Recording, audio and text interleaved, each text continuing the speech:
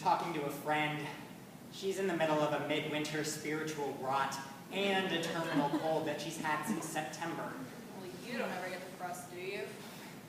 Are you kidding? Sometimes I get so low it takes an extension ladder to get me back up again. Well, then what do you do? I mean, what do you do? Huh. No one's quite pinned me down like that before. I mean, they usually ask what I think they can do.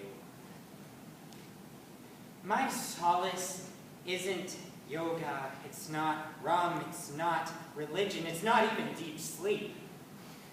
It's Beethoven.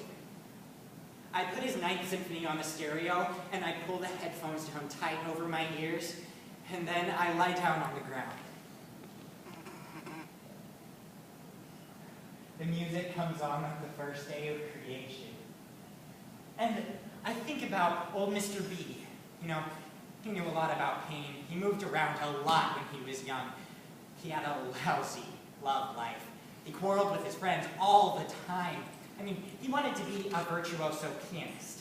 And he wanted to sing well. But when he was still really young, he started to lose his hearing, which, you know, is bad news for pianists and singers. When he was only 38, he lost his hearing entirely. Which is all the more amazing that he finished his Ninth Symphony 5 years later. He never even heard it. He just thought it. And so I sit there and I wonder if it could ever have felt to him the way it's feeling to me now. The crescendo starts to rise, and my sternum starts to vibrate. And by the end, when the kettle drum drowns out those mighty chords, I'm on my feet, jumping up and down, singing along in gibberish German with the mighty chorus, all the way to the finish of the end of the world and the coming of God and all his angels. Hallelujah! Kaboom! Bang! Crash!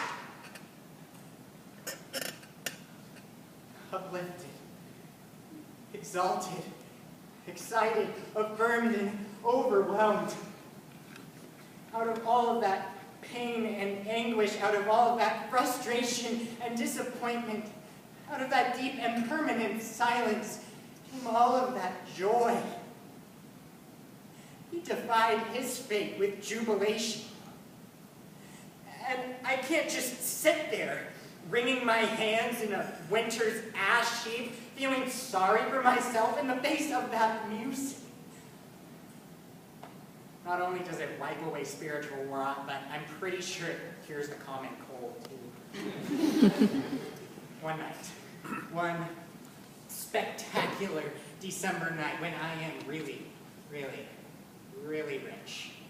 I'm going to rent me a grand hall, a mighty symphony orchestra, and a glorious choir.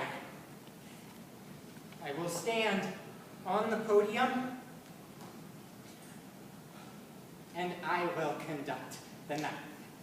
And I will personally play the kettle drum part all the way up until its glorious conclusion while simultaneously singing at the top of my lungs. And in that awesome silence that follows, I will thank God for Ludwig van Beethoven, for his ninth